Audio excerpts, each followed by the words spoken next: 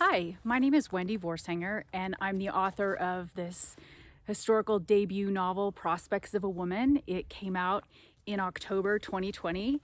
The first version was an iteration in a short story for the Fault Zone Shift anthology in 2014. And the title of the story is called Shifting in California, 1850. And I'll go ahead and read a few pages for you. Hiking out of the river gorge was goddamn difficult, especially walking barefoot over all those sharp rocks and prickly pine needles. My feet pained me.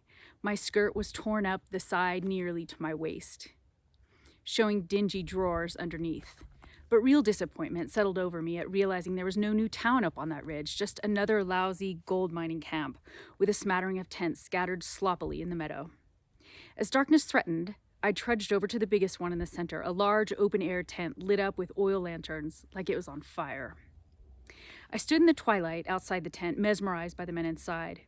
Wild with abandon from every race and nation, the men mixed crazy, dancing a twisted waltz with one another to a comic tune played out of time on a banjo, a fiddle, and two harmonicas. A bare-chested Nissian accompanied the band with rattles tied round his ankles, strutting and gyrating and puffing like a grouse. Half the men wore aprons across their privates, made from sacking that read self-raising hacksaw, a favorite brand of flour from back east. Transfixed, I studied the men and figured the ones wearing the aprons were acting as women, prancing coyly and light, following the lead of their men. Those not dancing cradled the arms of their partners, cheering and clapping in a ladylike fashion, while the real men hooted and stomped furious to the body music. Out here, it seemed like the true order of things had shifted askew, like some dirty dream brought about by a fever.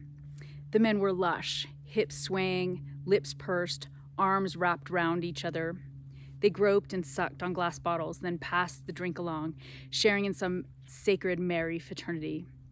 The tune changed, and the fiddler led the couples in the ladies' chain square dance, blurting out steps in between plucking and bowing, the drunken men joining in time. I was witnessing something women shouldn't see, something sickly and sinful.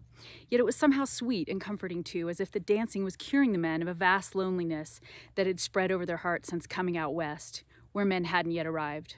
I couldn't turn away, intensely curious about the play, anticipating the next fascinating act. Leaning up against a tent pole, I was spying on the activities from the shadowy fringes when someone caught me. "Have you come for the fandango?" A man lurked in the sinister light cast from the lanterns. He wore a ridiculous black velvet tunic, much too loose, and so short it didn't even reach the top of his pants. Rows of shiny brass buttons ran down the sides of his pants, and he had a leather holster strapped around his waist. When he took off his hat, I recognized those black eyes and shoulder-length curls. It was the man I met at the Coloma store 2 days earlier. I ignored him and looked back at the dancers. "Mrs. Elizabeth Parker," he said with an absurd wobbly bow. "Buenos noches. I am Nomasio from the Riviera family in the Gabellian Mountains." "Good evening," I said with reluctant politeness. I was about to ask if he intended to join the ball in the male role or strap on a sack when he spoke again. "I don't think this particular fandango is for us," he said, nodding toward the tent and drinking from his own green glass bottle. "You're drunk like the rest." "Ah, senora, it's a matter of perspective. Perhaps not nearly as drunk as them." He swayed and placed his hand on the tent pole behind me for support. "Oh, is that so? Are you looking for your husband?" I didn't want to think about Nate. Didn't want to think about why he filled up with spite and left me alone at our camp that afternoon. He should have been grateful. I earned us more money mending miners' clothes in one day than he'd pulled out of the river during the past 2 weeks. And I'd be damned if I was going to sit around camp waiting for him all day and night like some caged bird. It didn't matter if he insisted on it or not. I wasn't afraid of those miners. I wasn't afraid of being the only woman around.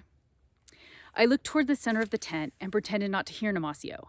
"Dance with me," he said. "I won't join in that," I said, pointing at the dancing men. "We'll dance outside."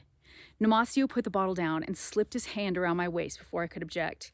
He guided me in circles elegantly, masterfully, like he was used to handling a woman this way, like he'd been dancing around with women his whole life. I didn't know why I didn't resist. I allowed the stranger to lead me around barefoot in a lovely dance in the dark, and I forgot all about my sore feet. Nate had never danced with me. He was too practical for any activity that didn't accomplish a task or better his mind. 2 years ago, we'd married in Christchurch back in Lowell.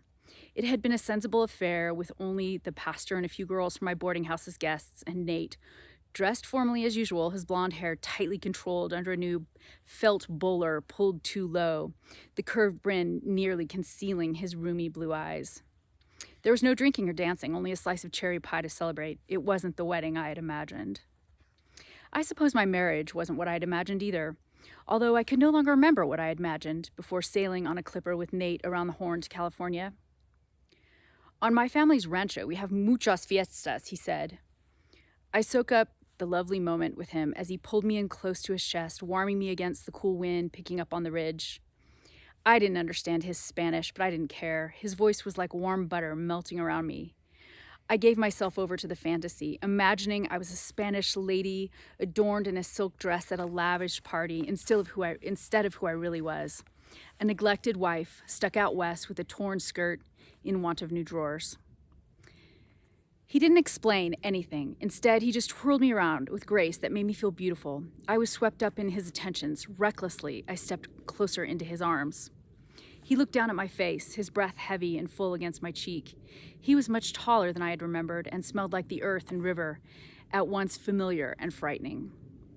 I couldn't look up at him and instead concentrated on the intricate swirling letter R adorning the top brass button of his vest, for his family name, I suppose. Su marido, said Nemesio. Yes, I'm married, I said, leaning back to put a more respectable distance between our bodies. No, su marido. Nemesio still spun me, nodding towards the tent. Your husband, he said, dancing. I followed his gaze and I saw Nate pull a man by the hand to the dance floor. Nate took the lead, bumbling around in the center of the crowd with a man wearing a flower sack apron and frolicking like a giddy girl. Nate was clearly in control, leading his partner around the tent in joyous revelry. Stunned, I watched my husband smiling, wanton as I'd never seen him, his hair flopping wildly. When the song ended, Nate traded the first man for another, who looked the part of a girl with his fine-boned cheeks, delicate eyes, and long black braid dangling down his back. Then another ditty began. The pair danced. The lady man wrapped ridiculously in my husband's arms. When Nate rubbed up against his partner's front apron, I turned away in disgust, grabbing the bottle Nemesio had placed near the tent pole. I took a long drink. The liquid tasted nasty going down. When Nemesio tried to grab it away, I ran off. He followed. Thank you so much for the opportunity to join the reading here with the San Mateo County Library System and the California Writers Club. Thanks.